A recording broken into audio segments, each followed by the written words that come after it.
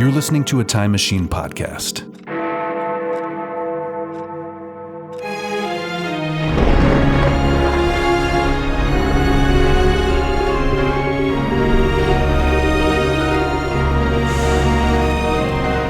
Old Movie Time Machine. An adventure through time and or space.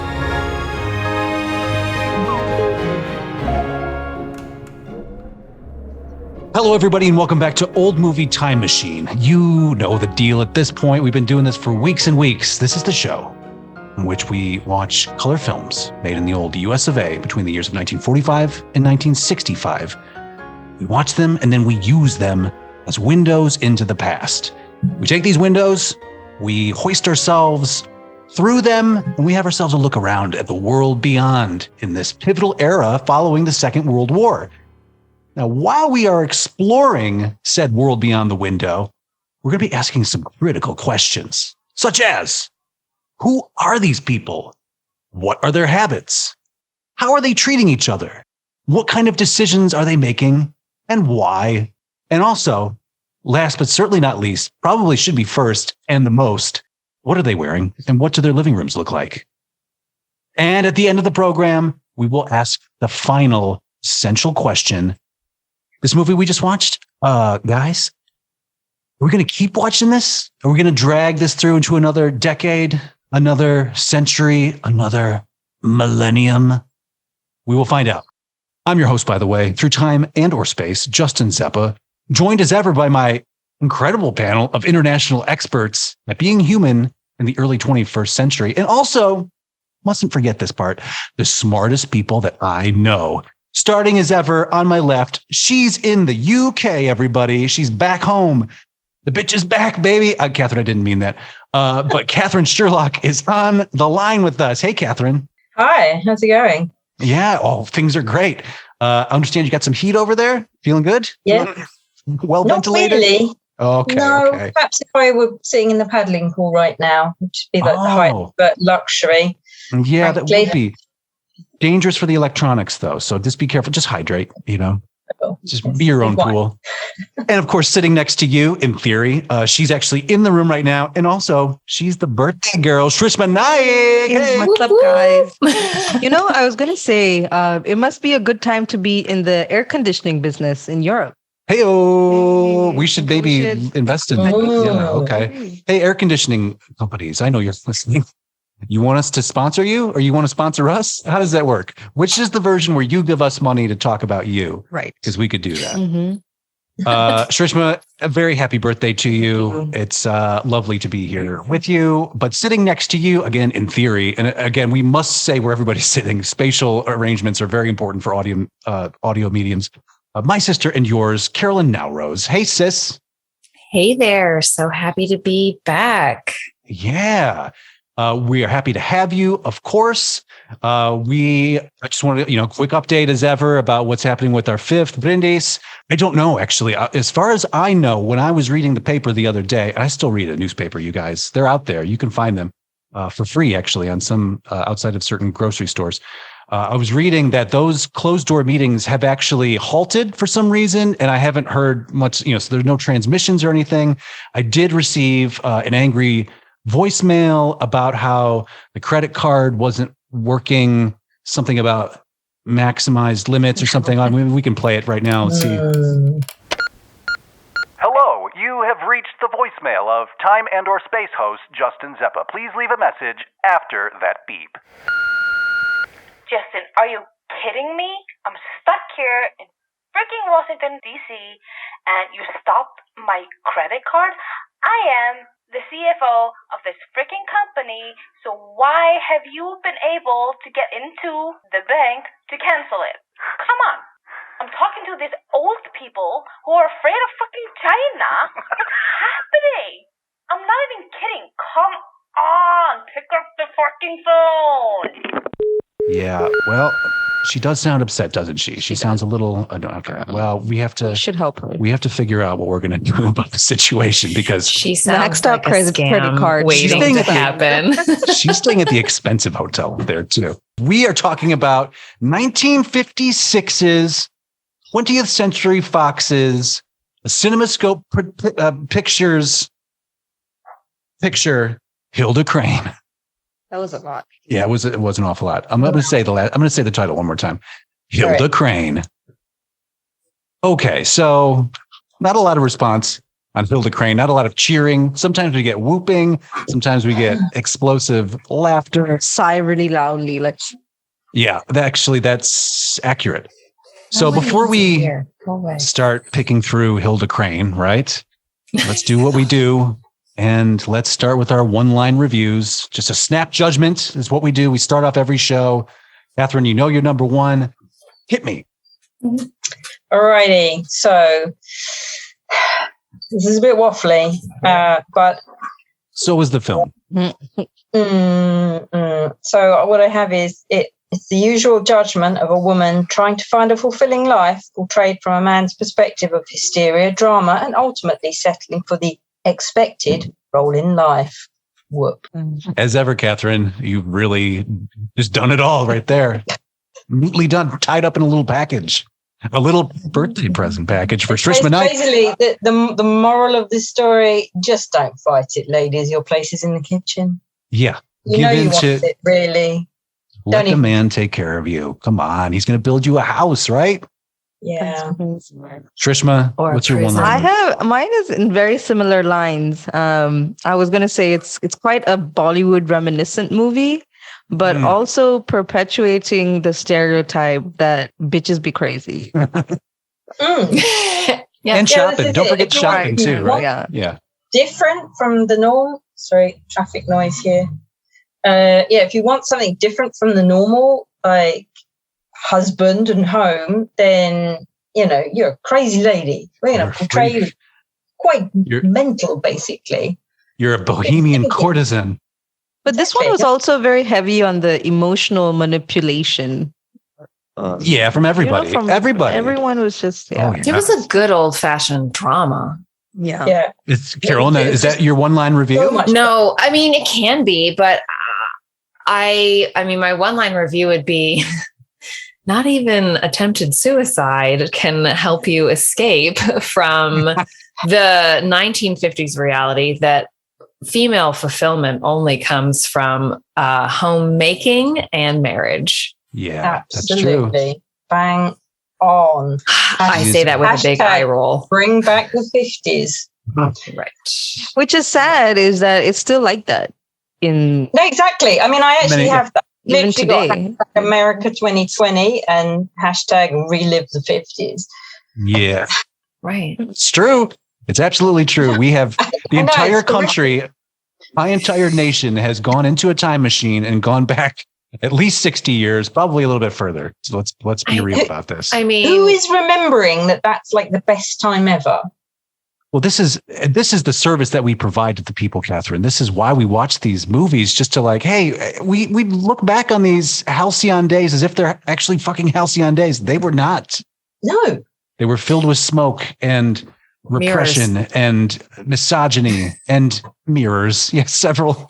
And cocktails gaudy, and ashtrays.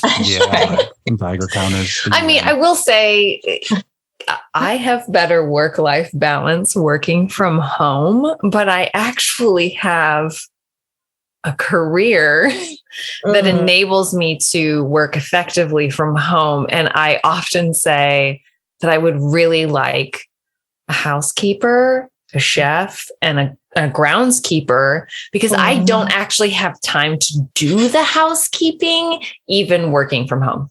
Carolyn, have you met my friend Shrishma Naik? She's looking for somebody also. So if you find that service, she's made this. I'll let her know.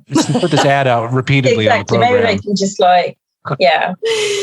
even ask for a wife once. Yes. And so we like, I would like you're a 1950s wife. Isn't this exactly. where stay-at-home spouse. A stay-at-home spouse whose only job is to take care of my every need. I think we should cue that episode from before, because just drop in a little clip of like Shrishma said, I need a wife. I need a wife. You said it at least twice before. Let's see if we can find both of them. That'll be a little challenge for me. Let's do that as a drop right here. Right here. I came to a realization recently. Oh. And this realization is that I want a wife, right? Think about this. What I'm saying is, in terms of conceptually, what a wife was defined to be as. Okay. You know, you marry someone. Yeah. And then this person heard that okay, I'm not gonna say her. Their responsibility was solely to take care of my needs. I want one of those. I am tired of doing laundry. Yeah, well, she said it. There it is. There it is. Do you stand by this statement? Yeah, absolutely. 100%. Guys, I could not care less about Hilda Crane, the movie, but I severely dislike Hilda Crane, the person. I don't. Okay, so I will really contextualize that with the context that you so appropriately added, which is this was written by a dude, right? Or maybe a couple of dudes. And this is just what dudes think about what ladies want, right? So let's keep that in mind. It's not Hilda's fault. No, absolutely not. It was 100% a moralistic tale. Just ladies just don't bother. This one tried. Look, and she failed terribly, and she ended up being in the end with her lot. Who does she think she is, running off to New York City? This fast woman. Carolyn, as somebody who ran off to New York City. And what was her father doing? Filling her head with all of these thoughts that she could do anything that she wanted. Giving her empowerment only for. I'm kind of sad we didn't meet Daddy because he sounded like he was really supportive. I know. He sounds lovely. Yeah. He was dead. Yeah. They killed him off. It killed him, yeah. That or the numerous pipes he was smoking, of course. So let's, should we just roll into it, you guys? There's not a whole lot of content within the film itself, so we should just get into it. This is a 20th Century Fox CinemaScope picture, as previously noted. This is the widest of widescreens, and it is fabulous. So this is Hilda Crane, and we open with a train rolling through that grand United States countryside. And here we are, countryside. back to transportation. Well, we love America and the age of transportation. So we meet Hilda Crane. She is a young woman of what? She's 25, something like that. Well, she divorced twice at 25. Shrishma, don't judge. She's a woman out in the world. Okay. So she comes from this small town of Winona, let's say Nebraska, for the sake of argument. And her train is arriving. She lands at the station and is met by her mother, Stella, who is a sharp woman, but who is very pleased to see her until she sees that her daughter is chatting with a man who she had dinner with on the train. And Hilda is pretty sensitive to all this, having been twice divorced. So she's like, I paid for my own dinner, mother. So yeah, I mean, I was a bit like, what is the mother getting to there? So, you didn't pay for your dinner. So how, or maybe you did pay for your dinner, but not with money. Run out with cash money. Exactly. That was basically my That's what I thought. Yeah, me too. Like, really? Mother, you're saying this to your daughter? That's a really good point. Also, her mother is the one to note very shortly after this homecoming. Oh, I see your fur coat lining is a little threadbare. Yeah, we get a close up of the fur coat when we get back to the house. And it's an interesting detail to focus on. I think it helped a little bit to describe the state of Hilda. I mean, she is wearing tattered furs and she herself is a bit tattered, right? She's a bit beaten down by life. She is sort of returning home with her tail between her legs a little bit is the impression that we're given. Because again, she tried to make a life for herself in the big city. How dare you? Exactly. So we go to their house, the house that she grew up in. And I just wanted to focus. We're focusing on a weird shot right now in the images. I just wanted to point out this bizarre clothing rack, like whatever this is. Horrific, isn't it? What is it? Okay. What is a hall tree? Do you want me to go into this? Well, yeah, this is the program. Okay. So we don't have a whole lot of movie to talk about. Okay. This is when a house would have a super formal entrance, which at some point, like I want to say in the probably 60s, 70s, 80s, homes really moved away from, especially as you went into like a dual level or tri-level kind of like late is 60s, wasted early space, isn't 70s. it? Right. Where they're like, who needs a big entrance? Because you don't have Beating a up butler umbrellas. answering Okay. the door. Right. You're right. But we've got, I feel like, totally gotten back to that in like the McMansion style in the US. That's true. A lot of vaulted ceilings. Would have been in your entryway for umbrellas, coats. There would have been a mirror in it, potentially also a bench to sit upon, and Wow. even a place for like boots, depending on how big the hall tree actually was. Yeah, I do have a few. I am picturing actually what you are describing.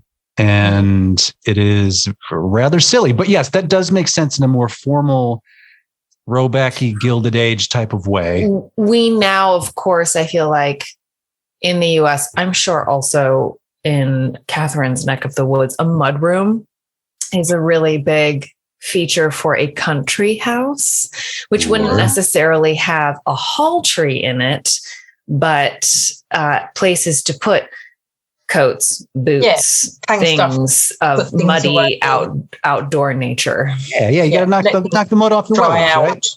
Yeah. Right. Okay, that makes sense. This foyer area that we're looking at here is larger than my apartment. So I can see why you would need to, I mean, if you make a space like this, you have to fill it with something, right? You have to fill it. You're going to do a very elaborate, what's it called? Hall tree? A hall tree. A hall tree, Yeah, okay. it's kind of like Rococo revival gone insane. It's really awful. Yes. Yeah, Right. this one's like they're pretending it came from Versailles or something. Yeah, I'm expecting to see a Rubens. It doesn't fit. I mean, I felt like this whole house had pretensions of grandeur, but the scale Daddy is just was a not professor, there. so he was cultured. Maybe they got it in Europe. I just feel like it doesn't match the aesthetic of the rest of the house. That we're going to go into the. And I actually kind of really liked the living room. Speaking of, well, let's take a look at it here. Since this looks comfy. Everything's the same color. It's all this kind of off gray. Everything is painted gray.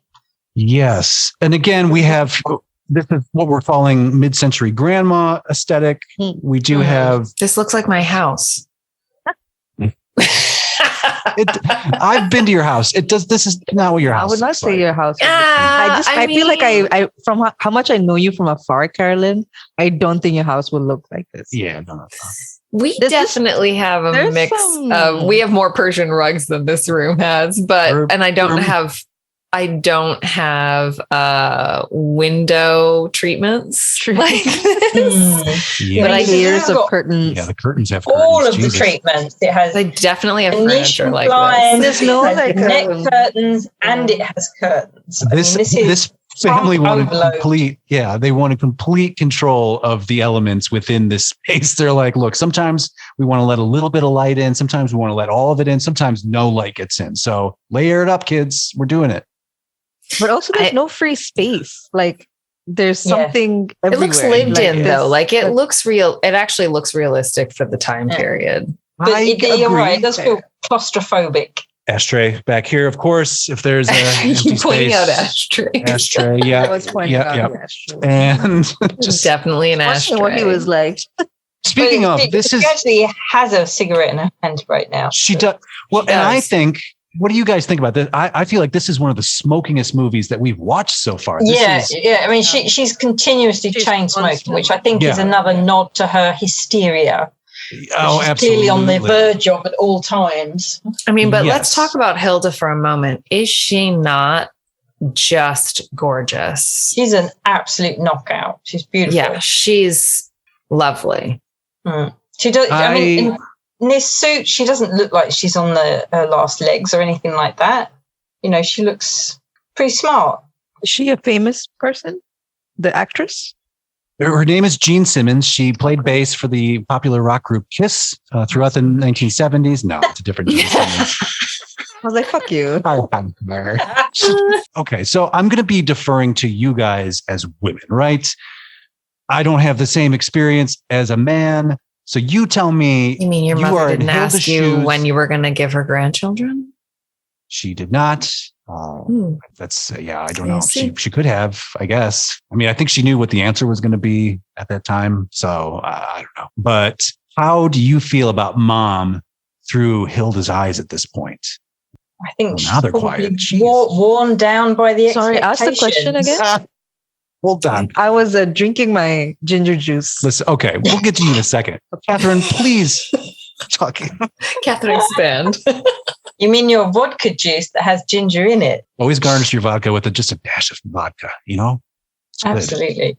Yeah, I mean, I feel like Hilda is just worn down by the continuous expectations that are not met, because she doesn't fall into the dutiful daughter box. You know, she hasn't married and settled down. She doesn't have a nice house. You know, her mother is ashamed of the fact that she went to New York. I mean, she clearly dislikes the fact that her husband, Hilda's father, filled her head with all of this nonsense. You know, as we talked about, been married twice. You know, she's just a failure all round as far as her mother is concerned.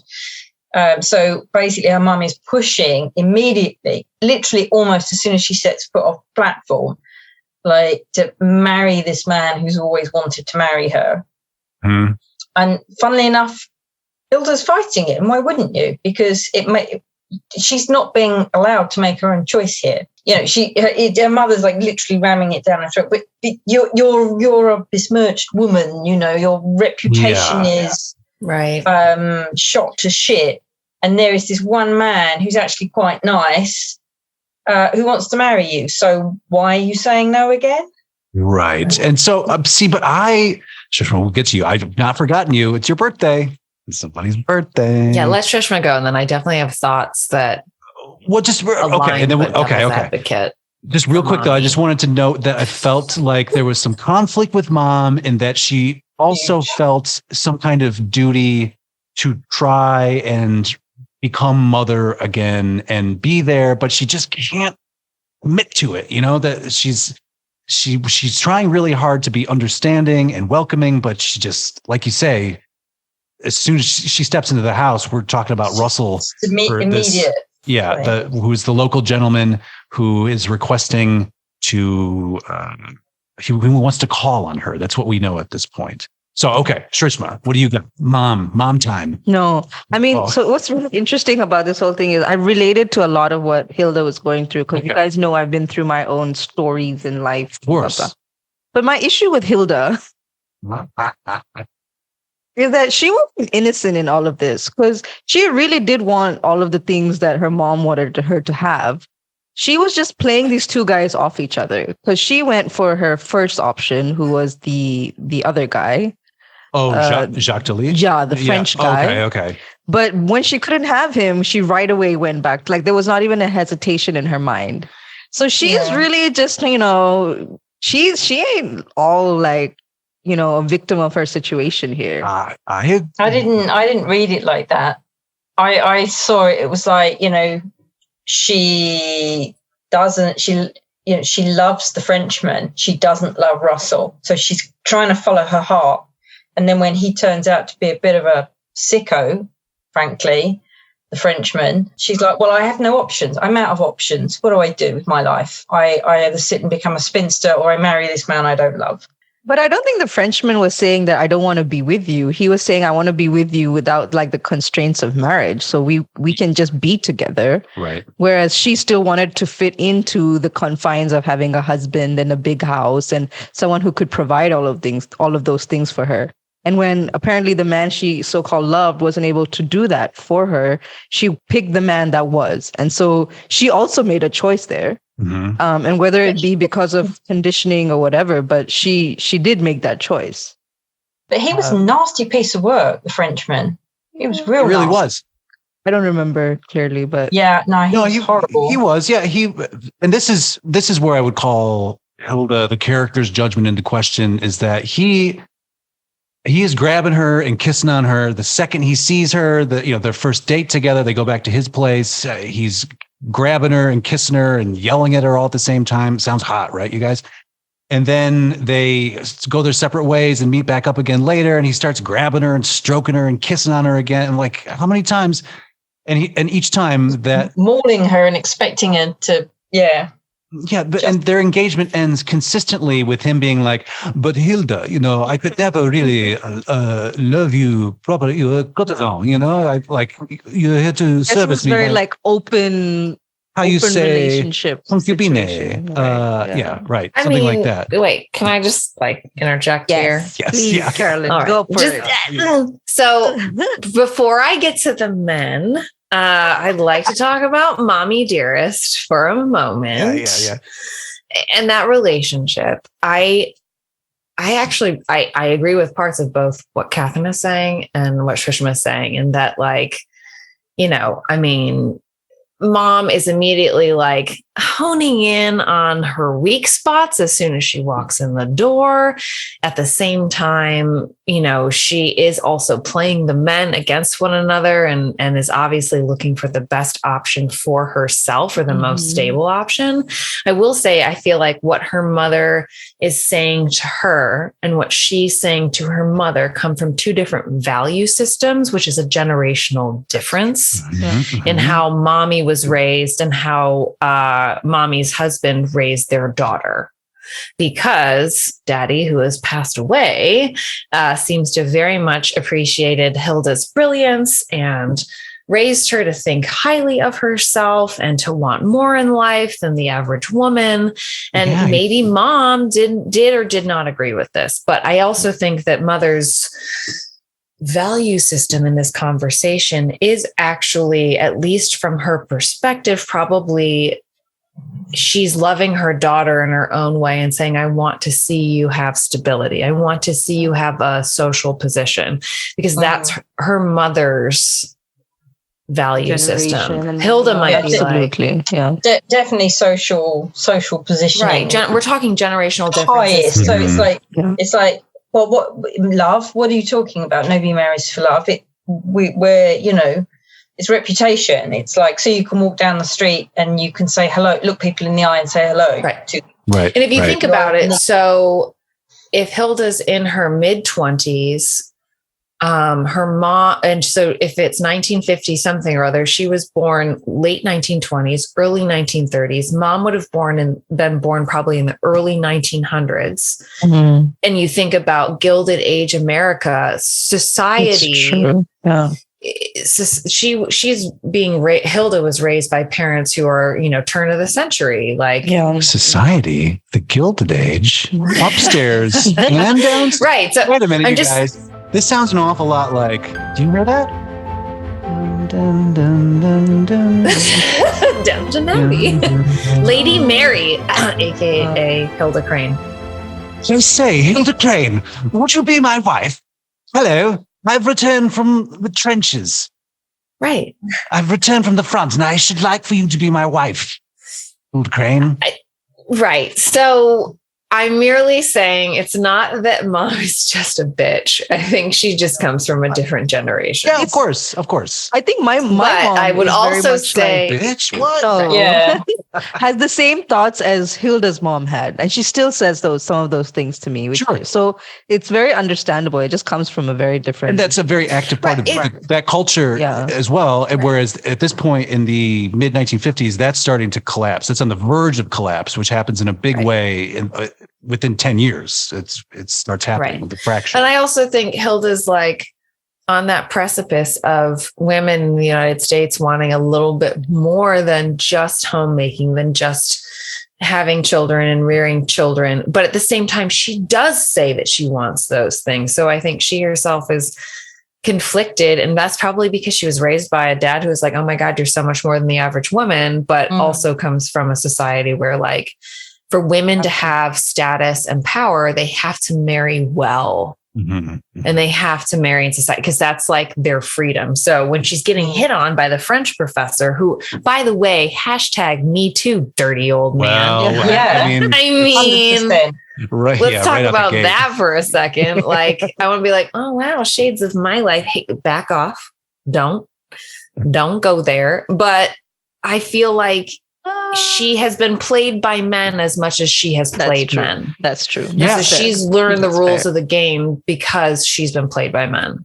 tell you what, nobody's asking, and nor should they. But if I was being asked to give Hilda some advice, I would say, in a modern context, of course, why don't you just take some time for yourself? Right. Why don't you focus on yourself? Exactly. Stop worrying about these dudes and worry about being your best self. Like you don't need to get married or be with someone right now. Take some time. Yeah. Decide what you would like to do for yourself. Where's your happy place? Right. And you find that, and then you can be your best self, and then you're going to find Mr. Right. I agree with you. Mr. Right will find you. That's great. Right. And in a modern world, Great for advice. anyone, Thank you. male, female, different, non-gendered, they and them, we would all be saying, hey, focus on yourself. What makes you happy? We can't really love anyone else till we love ourselves. Mm-hmm. Mm-hmm.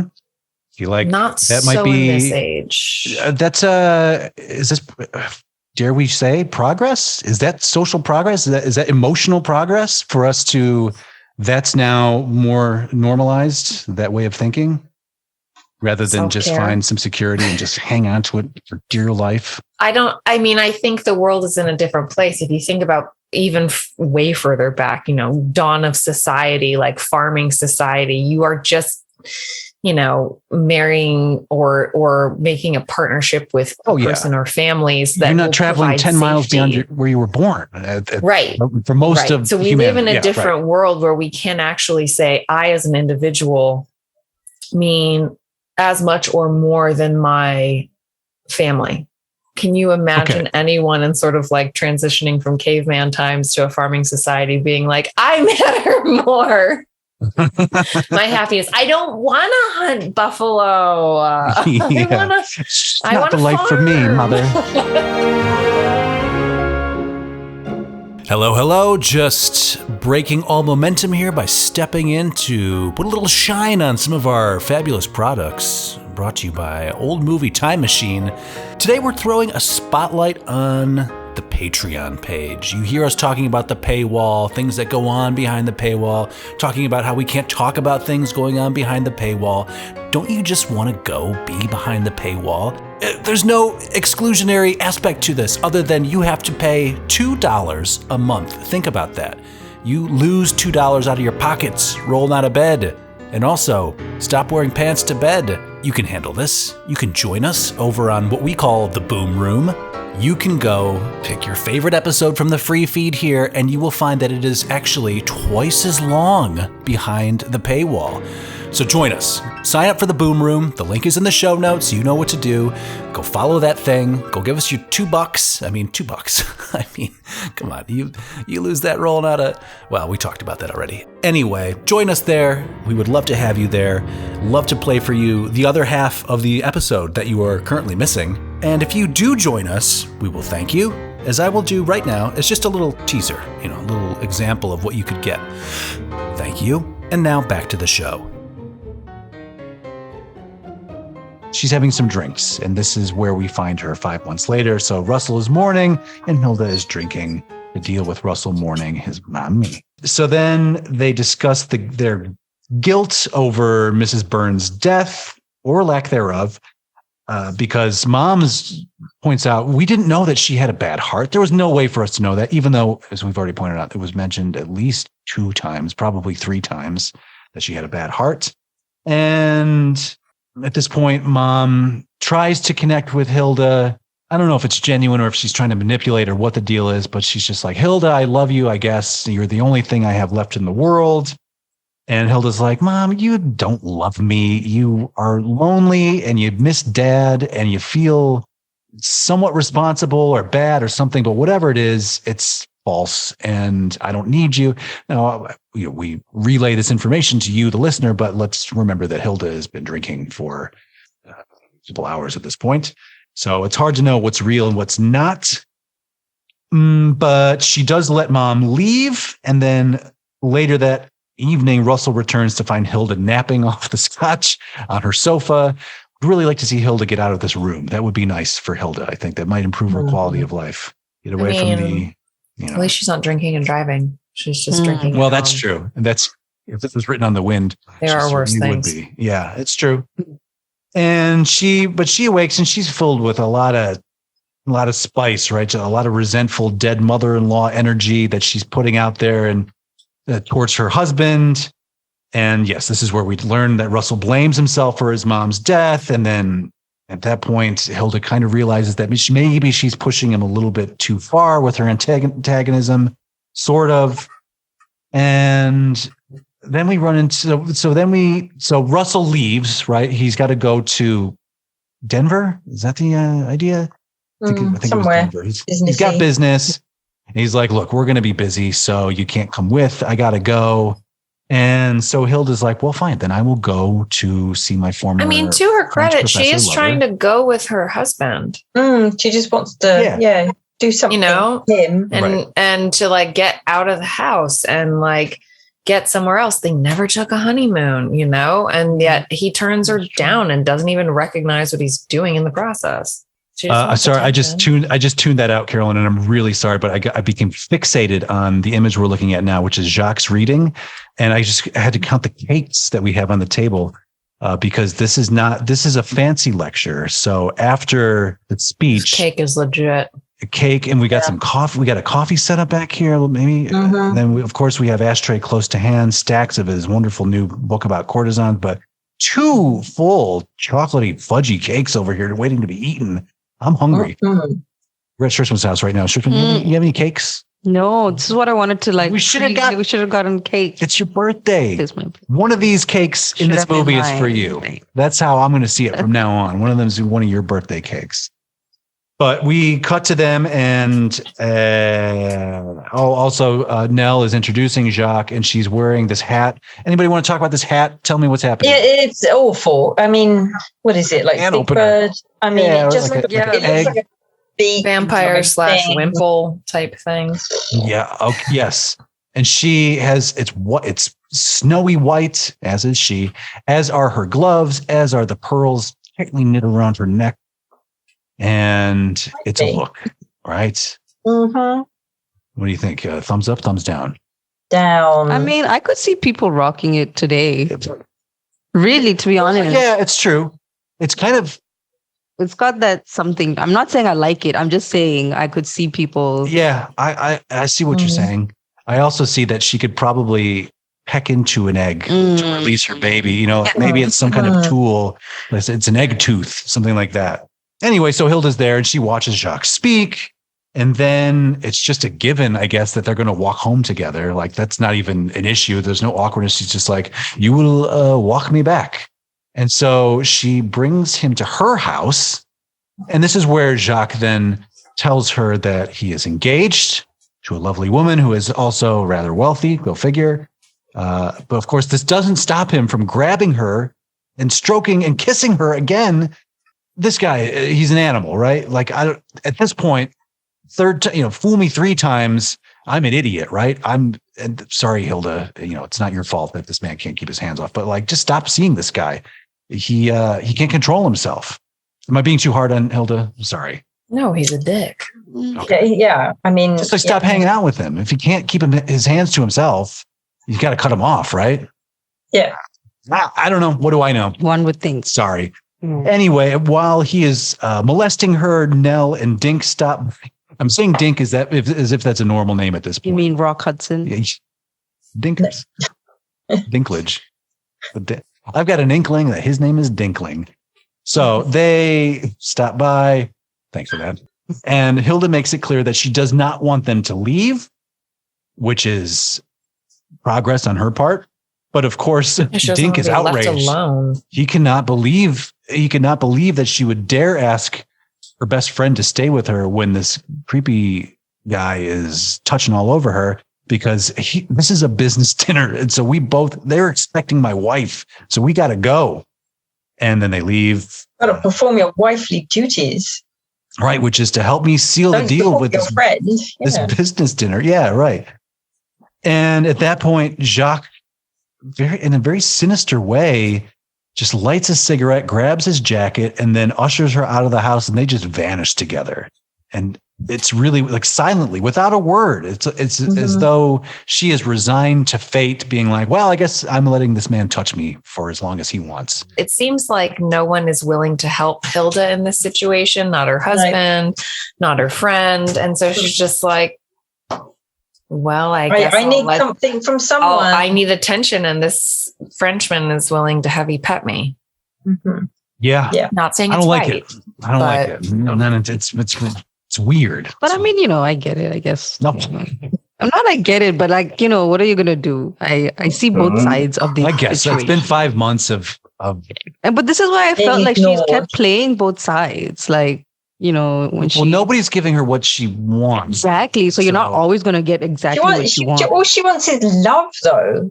And I mean, this isn't love, but it's the closest thing that's being offered. Yeah, exactly. It's a close simulation of love. And since, she made her decision to get married to Russell, and I have to imagine that all of this is a very veiled, symbolic way of saying we're not sleeping together. Like since my mom died, I can't even think about it. We haven't consummated. Yeah, something along those lines, or we're trying and it's not working, or whatever the deal is. But she is in an unfortunate situation there where it's like, I just sealed the deal with this dude. You're the one supposed to be kissing on me. What up, Russell? Anyway, he shows up. We cut back to the Crane household where mom gets a phone call from Nell, who's like, have you seen them? And she's like, no, I haven't seen them around. They're missing. And then Russell shows up and he ends up prying out the information that mom actually does have, which is that they are staying together at Jacques' hotel. I guess this is all the same day, right? We see them leave the house together, and then we cut to just later in the day or later in the evening. Maybe he's back from his business trip, so maybe it is a night or two later. Yeah. Oh, okay. Yeah. Because I was getting the impression, because we then go to Jacques' hotel room, and I had the impression that they had just gone out for dinner, and then were later going to consummate their affair. I was not sure. Not before Jacques orders a cracker and cheese tray. He has a lot of specific demands with housekeeping about the cracker tray he would like delivered to fuel them in their passion, I guess. So he then starts working Hilda about, this was supposed to be how it's supposed to be. And sometimes you have to cheat to survive, he says, which, okay, there's a life philosophy for you. Cool. And at this point, he really steps in it because he's very close to getting what he's wanted this entire time, but he can't help himself. And he decides to refer to her as a courtesan, which he's Mr. Courtesan. He's the expert of all that. Of course, he's French. He quite literally wrote the book about it too. So she is not pleased with this. She sort of flinches like, oh, so I'm just your whore then, basically. We can't have that conversation yet, though, because Russell shows up and he is not happy with the situation. Yeah. As anybody would not be, of course. And he ends up punching Jacques right in the face, which was really satisfying. That's when I was really like, Russell, I think you might be, I guess, the best character in this substandard film, but because I like watching you punch this man in the face. It's pretty good. And so then Hilda returns home to find mom waiting again and trying to manage the situation. And Hilda's actually, she's pretty bitter. She's real salty about that courtesan thing. And so she, they head upstairs and she dips into the bathroom to grab herself an overdose worth of pills. And she takes the pills, as had been foreshadowed earlier in the film. You'll never believe it. And tries to kill herself while mom is talking about how, like, okay, we can still manipulate this narrative a little bit and keep you a respectable woman. There's still a way to do it. And then at this point, Russell returns home. And so mom runs interference with Russell at this point of like, she must rest. She must be left alone. She's gone through a lot recently. And Russell's like, I don't know, like, why are you in my house? It's my house. I don't care what you do, but like, I'm going to go talk to my wife and find out what is happening. And as he does, he heads upstairs and discovers that she is overdosed. And at that point, they call a doctor who I refer to in my notes as Dr. Tone Deaf, because sure, he comes in, he does end up saving her life. She's going to need some rest. She's going to feel a little sick because she took a bunch of pills. But he then says this. He says, your wife wanted to die, Russell. There's always a reason. Who caused her to do this to herself? And then there's a beat. And then he's like, well, I guess I better go get some sleep before I end up in a hospital myself or something crazy like that. I mean, it's just totally inappropriate for the circumstances. Right. But Russell takes it with a chuckle and he's like, well, thanks a lot, Doc, for saving her life. And yeah, you get out of here, big guy. And then Russell also turns on Hilda's mom and is like, he raises a valid point. Who did cause her to do this? And Mom, you fucked it up real bad by not loving her the way she needed to be loved. And I fucked it up real bad because I didn't love her either. I was mourning my mother and God, I got to get over this. Like, this is so, Carolyn, this is your moment. This is the epiphany that Russell has that proves he's an adult man. What do you think? Right. But like, so self-aware for the time period, for a man in general. Like, for today, let's be real. Like, come on. Let's wrap this movie up in a pretty bow and let this man realize I haven't cared for my wife the way she needs to be cared for. Yeah, crazy. I guess I need to move on and grow up and move beyond my mommy. And somebody else for once. And say what? And think about somebody else for once. Yeah, right. Maybe I should have sex with my wife. Perhaps you wouldn't have gone off with the Frenchman and then felt so terrible about it. If I were giving her a piece of my woodwork. Oh, that right. Yeah. Build that bookshelf. Build some add-ons under that bookshelf, all right? Oh, yeah. So then we move forward a little bit in time, and Hilda has recovered from her overdose, but she is planning on moving back to New York City. But before she goes, Russell would like to show her something. And so she is again manipulated into doing something she doesn't necessarily want to do, but because it's a man telling her, well, go do this. And he takes her back to the site of the house that he was building that had been abandoned following the death of his mother. And lo and behold, construction has resumed on their future love nest. And it turns out that all's well that ends well. And hey, not only am I building you this house, Hilda, but I think we should go right now to Hawaii and Hong Kong and Bali and the Spice Islands. And then everything is fine. And they hug, kind of like a not husband wife hug. It was a very casual hug and a smooch, a smack on the cheek. Well, they've got to find themselves again, haven't they? Well, that's true. They need to connect. It was they lost, but they might not have even had in the first place. Well, exactly. Right. So maybe, hopefully that happens. Like the portrait of Mommy had been taken down. Yes, that's right. Before they actually leave, she does notice that Mommy has been pulled off from the wall. And that really does grab her attention. And I think turns things around. Yeah, it really does. And then that's the end of Hilda Crane. Happily ever after. Happily ever after. Yes. I guess. Well, okay. So here we are. I guess. I mean, look, we could talk about this inanity for hours more. We've already done several, but let's just get right to it. Katherine Sherlock, Hilda Crane. Yeah. I know we keep watching this. Well, I said no. Why perpetuate this shit? Sure. Yeah. Great. You sticking with it? Yeah, I think the only value this might have is educational in terms of really we made women feel like this. Yeah. I think that's so maybe as a paper in college or something like that. I have no idea, but. Okay. I like this idea of retiring these movies that are no's from us to a safe place where they could be studied in an academic sense, maybe. That's fine, but for the general public, why perpetuate it? You're right. Shrishma Naik, Hilda Crane. Do we keep watching this? Hilda, no. Oh. Trying to come up with like a smart line, but no, I mean, it goes back to some of the, like, we've seen the story like in a lot, and I've seen it so much in Bollywood. Yeah, right. It's just, I would not watch this movie. I don't. Would you have an alternative close at hand that from Bollywood that where it's like this same vibe, but just better?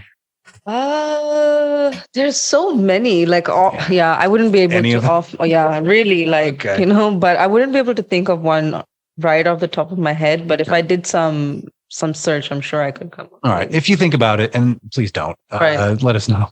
No. Yeah, it's just, let's move on from Hilda Crane. Unless Carolyn wants to keep watching it. Carolyn, do we keep watching Hilda Crane? No, I don't think we need to keep watching this because I think that in many ways this is a different version of Leave Her to Heaven. In that Hot take. somehow daughters beloved of their fathers are incapable of having happy marriages. Oh, yeah, that is a parallel, isn't it? So that whole like daddy focus in both of those is kind of prevalent. Also, either suicide and or killing others. Yeah. Okay. Is that enough to save it from the dustbin of time, though?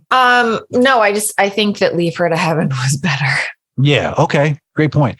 And also, for me, it's a no for me as well. If only because I actually know this time, and I've said this in the past, that there's got to be a better version of this movie. But I just know that we are going to be watching movies from this time period that are way more progressive and advanced. And this is very old school. And I get that that's the point or whatever. I just feel like I was kind of sold. I enjoyed watching it, but like I don't ever need to watch it again. Yeah, I don't even know if I enjoyed watching it, to be honest with you. I was kind of excited to watch this movie. I wasn't terribly familiar with it, but she just is painted as a sort of a frivolous man neater, like it sucks. So no, it's a no for me. Fuck it. Hilda Crane, get out of here. Bye. Girl, bye. Let's talk about next week's film. And then we can get the fuck out of here. As we did not indicate at the beginning of the episode, and maybe should have, we're examining the people of the era. We've looked at society. We've looked at crime. This is Women of the Era is what we're calling this one. So next week, we're going to then investigate Men of the Era. And this is where we're going to be talking about 1956's same year, The Man in the Gray Flannel Suit. An ex-soldier faces ethical questions as he tries to earn enough to support his wife and children well. Starring Gregory Peck and Jennifer Jones. And I believe this is the one we decided. Is Davey coming on for this one, sis? I believe so. Okay. Yeah. If everything goes according to plan, if everything is good, we will be joined by our extra special guest, David, my brother-in-law, and Carolyn's husband. You've heard an awful lot about him and do I need to get him a microphone? And how wonderful he is. We will figure out something you can share, of course. But you don't want to share, do you? I can see from the look on your face. Not good at sharing. We're going to welcome David in as a special guest next week. You don't want to miss it. For nothing else other than to hear this man of mystery, David, Carolyn's husband, we've heard so much about. Let's just see what the hype's about. You know what I'm talking about? Actually, Shrishma, you've met him. Yeah, you've met him. Okay. Is the hype? You live up to it? Yeah. Okay. Okay, cool. Hey, if that doesn't bring you back, nothing will. So we'll see you next week. Guys, thank you so much for joining. Katherine, thanks for hopping across from the UK. Love it. We're doing, Europe. Melting. We're doing Iceland. We're doing the United States. Carolyn, thank you for representing the US as you always do. I try. Yep. And you succeed. And Shrishma, of course, happy birthday. Thank you. Love you. And that's it for now. Let's go to the end part of the program right now. Different microphone. It's me. Thank you, me from the past with substandard audio. I told you guys last time we got it fixed. It turns out that it wasn't this episode that got fixed. It's the next episode. It's fixed. Anyway, just don't worry about it, okay? It's all fixed. It's going to sound great. I mean, not that this episode wasn't great in its content. Am I right? But you tell me what you think. You can write into us at partyline@oldmovietimemachine.com and let us know what you think about Hilda Crane. Is she making great decisions for her life? Is she allowed to make great decisions for her life? What's up with Mrs. Burns and her bizarre hat? And bizarre death, too. What do you feel about that? Let us know. We'd love to hear from you. So send us an email and maybe, just maybe, we're all pretty busy and important. We might write back to you. And as for next week, we are, as already mentioned, talking about The Man in the Gray Flannel Suit, 1956, Gregory Peck, the great Gregory Peck. And if you want to catch up with this film before next Wednesday when that episode drops, you can rent it or buy it at the following places: Apple TV, Amazon, Google Play, YouTube, Vudu, DirecTV. Also available for purchase on AMC On Demand. Think about that. I have no idea what that is, but you definitely want to go get the man in the gray flannel suit there, have a watch, and then you'll be all caught up for next week, Wednesday, in fact, when we will return to you with another astonishing episode of Old Movie Time Machine.